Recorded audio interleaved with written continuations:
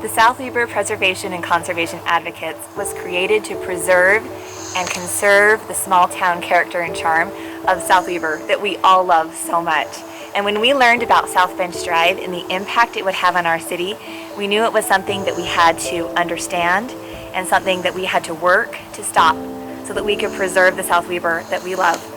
South Bench Drive is the name of a proposed collector road that starts off I-84 on the west side of the town, and it runs right in front of the posse grounds, turns left, and goes through the currently undeveloped farmland right here where I'm standing. It will then cross South Weber Drive at 7200 South and continue south toward the base of the hillside. Then it turns east and potentially goes up the hill and finally south to connect to Layton City. So South Bench Drive is broken into several phases. The first phase goes from I-84 to South Weber Drive. Phase 2 runs from the south side of South Weber Drive, and then it cuts across east, goes through the neighborhood street of South Bench Drive, and then behind the elementary school, and then up our slopes into Layton. The city has made it clear that taxpayer dollars are not going to be spent in the development of this road, but this road will be developed in pieces as the land in our city is developed, and the developers are going to contribute to the cost of the road as well as pay impact fees, which will help pay for the road. The mayor's also secured a grant of Prop 1 money. This grant of Prop 1 money is $240,000. Now, all phases of South Bench Drive from I-84 to Layton have been added to the Wasatch Regional Council 2019-2050 map. And they have projected the cost to develop and build this road at around $120 million. We've also learned that this road has received a classification from UDOT. When you go to the UDOT classification maps, you'll see that the route number of this road is 1462, and it has been received a functional class as a proposed major collector in the state of Utah. So, the current construction project that's going on right now that everybody's driving through and seeing every day is right off I-84, and it's on 475. And this construction goes past the posse grounds and it ends at the Harvest Park subdivision, and that's the new Nilsson Home subdivision that's being developed currently. So this part that is being built right now that's under construction, it started in construction earlier this summer and it will be completed soon. This is just the very beginning of phase 1. It's not the entire first phase. So this section of the road was approved in the 2014 general plan, and the idea was that they would divert traffic off 475 onto another road. The sweeping T configuration that we're all seeing today, this is a configuration that was approved by our current city council, and they also approved to widen this road that goes past the posse grounds to access these subdivisions. The subdivisions are the Riverside Place and the Harvest Park subdivisions. And they also added this to 3 lanes, added bike lanes, and they added a walking trail to this road. So when all of phase 1 is completed, and that's from I-84 all the way through connecting down to South Weber Drive, this total projected cost from the city is $2,456,382.33. The city stated in their FAQ that by planning for a collector now, the city is able to protect the residential feel of the future homes, return 475 East to a local road, and not repeat the actions that turn local roads into collectors in other areas of the community. While the SWPCA feels that SPD in all of its phases, approved and unapproved phases, conflicts with the master goals of our city. This master goal is laid out in our general plan. And I want to share with you this goal because this is the goal for our community. And this is what we see that South Bench Drive, although it may be nice to create a collector road, and it would be really great if maybe 475 didn't have as much traffic, this will change South Weber, and it doesn't match our vision for the city. This is the master goal that the city has in our general plan. South Weber's geographic location remains somewhat isolated from the surrounding urban area. Sitting in the Weber River drainage basin, it is cut off from other communities by Interstate 84 and the Weber River to the north, High Bluffs to the south, the Wasatch Mountains to the east, and a narrow band of land between the freeway and the bluff to the west. This geographic isolation gives the community a distinct advantage in maintaining a clear identity as it continues to urbanize.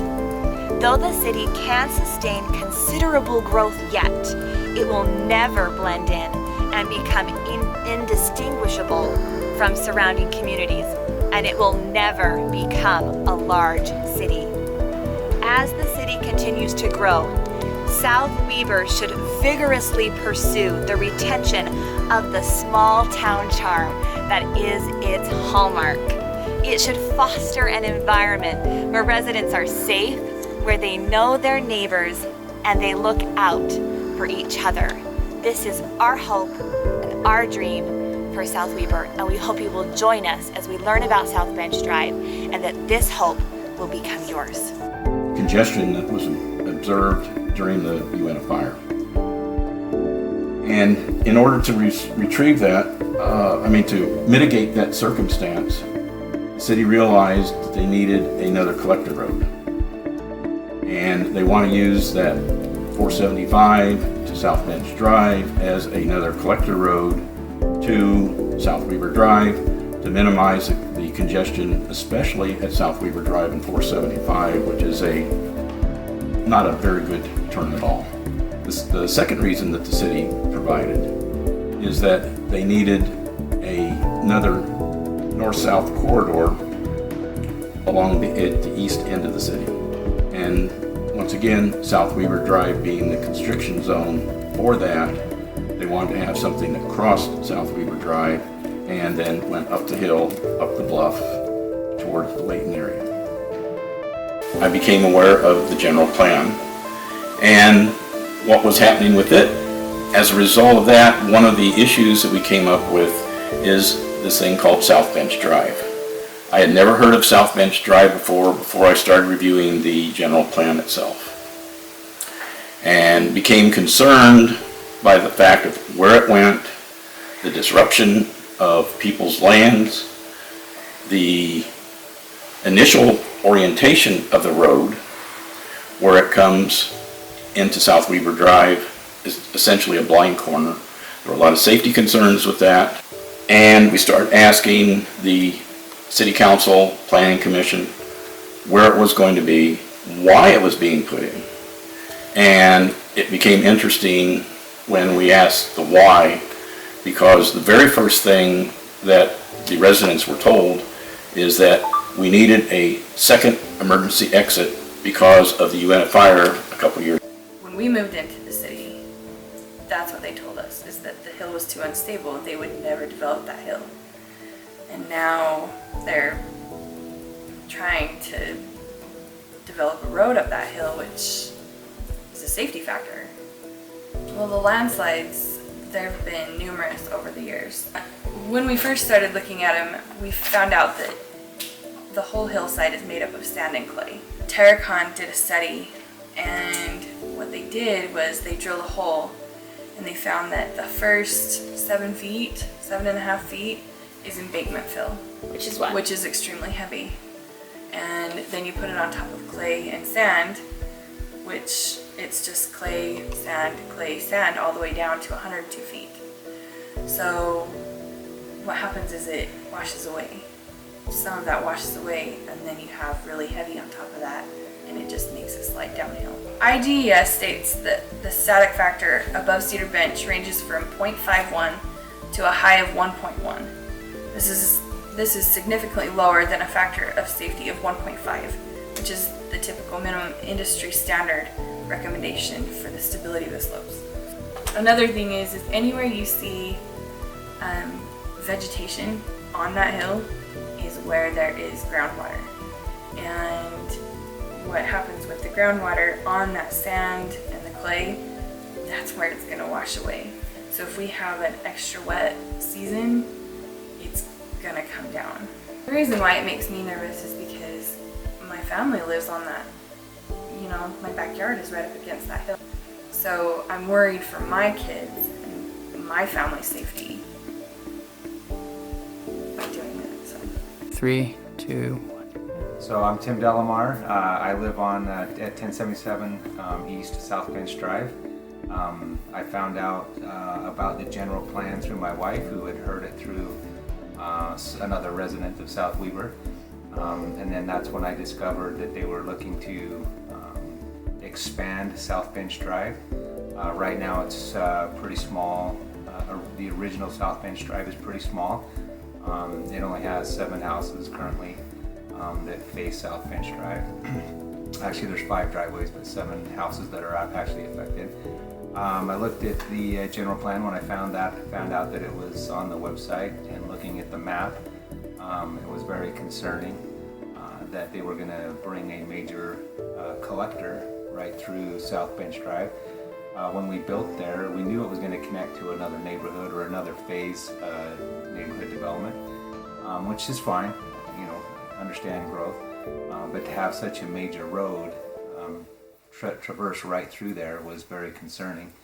And that's where I decided that I would do some research and look at it. And then I appreciate you posting the engineering studies on there, because then I dug a little deeper and discovered that they wanted to make that like a 78-foot road, and currently our road is only at 40 feet.